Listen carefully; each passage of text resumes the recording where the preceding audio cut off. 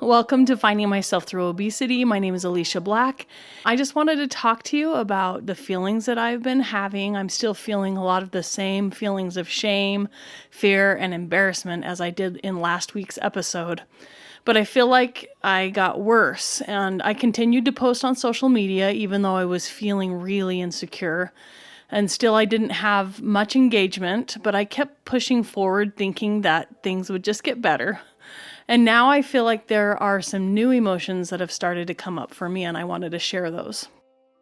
So I just noticed that a few weeks ago, I was enjoying creating all of my content. It takes a lot of time to make the content, a lot of editing, but I was enjoying it. And I remember thinking, this is taking me all day long, but this is so fun because I really like to be creative and all that stuff. And then once I started to have those thoughts creep into my mind and be worried about what other people were thinking of me, I started to dread it. And I started to feel overwhelmed. I started to feel disconnected. And I also have been really emotional and feeling really lonely. It's kind of weird because I have 3 kids at home. So have you ever been surrounded by family but still feel alone? It's a really interesting feeling. And that's what I was feeling. And I've shed many tears this week. And I've had some new negative thoughts come up for me that I wanted to talk about today. So the first situation I wanted to share is my feeling about Christmas. Since it's right around the corner, it's going to be here on Saturday. Anyone who knows me knows that I've always loved Christmas. I was the girl that decorated right after Halloween because I couldn't wait any longer. I just loved it so much. And I have totally lost that excitement. My love for Christmas has not been the same for the past maybe 6 years at least. Christmas started to become something I dread and fear. I put so much pressure on myself to make sure that my kids have enough for Christmas. And then I would also feel guilt for spending the money. Then I would put pressure on myself to make sure that they were surprised because that's what Christmas morning's all about, right?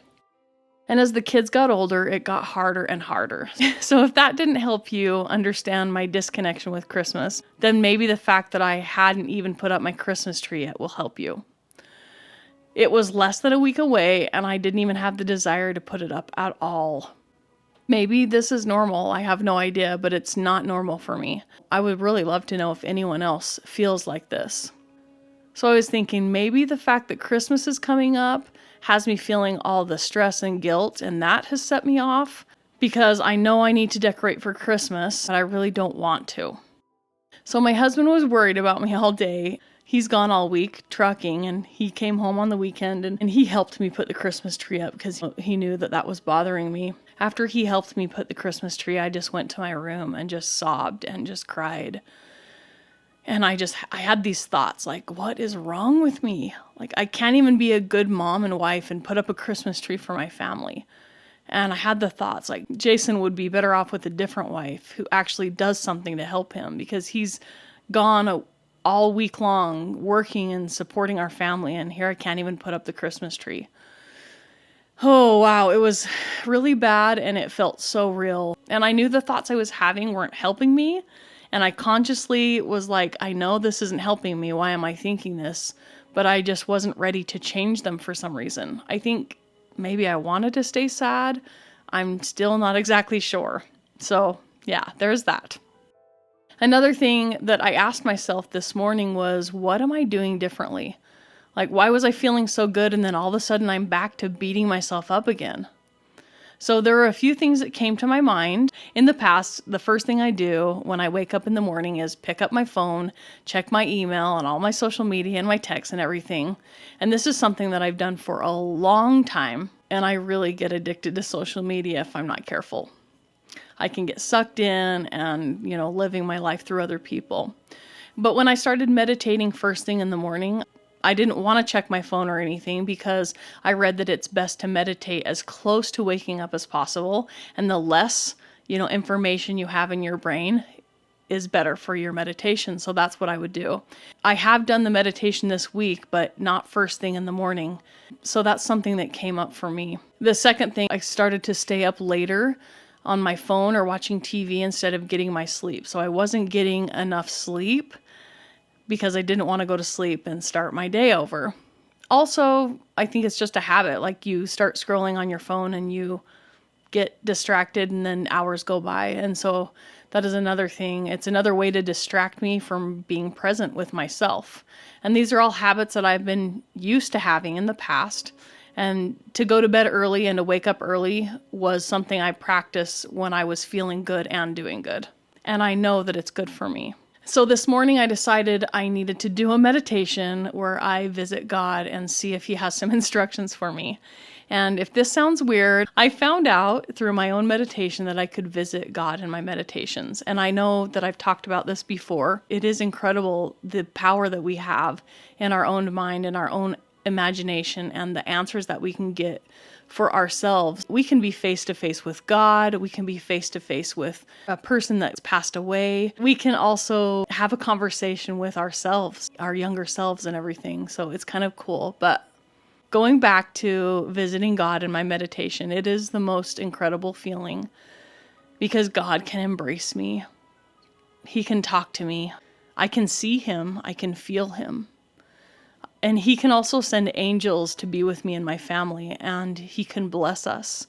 And usually the angels are grandparents and family members that have passed away, and it's really a neat experience. So if you haven't tried it, it's like prayer, but instead of just having a conversation with God, you're actually closing your eyes and imagining that you are with him. And so there's just another level of emotion that goes with it, and it's really powerful. So in my meditation, I went to God, and the first thing I did was hug him, and he embraced me. And I just told him that I feel really lost. And I asked him what I should do. And then he said some things. He said, if what you're doing is not enjoyable, it's not right. And I was like, what? I questioned this answer because I was always taught that life is hard. And he told me, you need to have fun doing what you're doing. And I was like, what? But I've always believed that life is a trial and that you have to push yourself to do things you don't want to do in order to achieve success. And then he said to me, you need to learn how to play and have fun. And if you really understand that everything happens to help you, you can have joy no matter what you're going through. When it comes to sharing your experiences, if you aren't having fun, don't do it. All that matters is what I think of you, and I will love you no matter what you do. I want you to be happy. I want you to grow and become the best version of yourself because that's why you're here. That's the answer that he gave me. And then he says, go look at that little girl. And I looked over and I saw me as a little girl. I was sitting there looking sad, looking like I needed someone to play with. And God said to me, go play with her. And so I did. Little Alicia and I were on the beach together, and she seemed sad and lonely, which is interesting because that's exactly the feelings that I've been experiencing lately. I've been feeling sad and lonely. And so I go up to her and I tell her, I said, you know what? You need some fun in your life, so let's go play and have some fun. And so we ran up and down the beach and we splashed each other and we played and laughed together. And before I left her, I said this to her. I said, don't forget that you're never, ever alone. You always have me and you always have God, and that's all we need. And so after I had this experience in my meditation, I had to grab my phone and write all of this down so it was clear and so I wouldn't forget. And as I was thinking about it, I feel like God is telling me I need to enjoy my life more and stop worrying, and I need to play more. And I realize that I don't even know how to play. I need to be doing some things that I feel happy and that I'm enjoying. And then I'm going back to Christmas thinking about what a playful, wonderful time it is. And I haven't even allowed myself to be enjoying Christmas. And so that's just some thoughts that I had. So the very end, little Alicia and I were playing. I heard God say to us, go have fun and stop worrying. I need to learn what's fun to me, and I need to learn how to play. Maybe this is something I need to learn and discover. And I felt prompted to message my mentor because I know she's told me before that she would get answers that would be like, what? That does not make any sense. And so I wanted to write down this experience and see what she had to say. I asked her, I said, how do I know that it's God answering me and not myself answering me? And this is what she said to me. Angel said, this is pure truth based on my experiences. I see this being 100% in line with the truths God has taught me. So ask, receive, trust, and act on it with courage. As a practice, try this on. I'm willing to act on these thoughts with a what if approach. What if this is God? I'll never know what's possible if I don't experiment with the word. The fact that these words that came to you are all directly opposite from what you've been taught, and there's a 180-degree shift from fallacy to truth that you're looking for. Truth shows up for me as direct opposite of what I've been taught. The last thing she said was, look at what you're used to thinking and how it makes you and others who live that way feel. Contrast those feelings with the feelings that show up when you even just think about the message that showed up from God. So one of the messages is captivity, and then the other message is freedom. I'm going to take that advice and kind of pull it apart a little bit. So I asked, I received an answer that I need to enjoy what I'm doing and I need to have fun and play more. And now I need to trust that answer and act on it with courage. So I feel like I need to learn how to enjoy things and learn how to play. And because just like Angel said, what if this is God? What if learning how to play and doing things that make me happy is exactly what I need to do right now? Maybe I will never know what is possible if I don't experiment with the answer that I received today.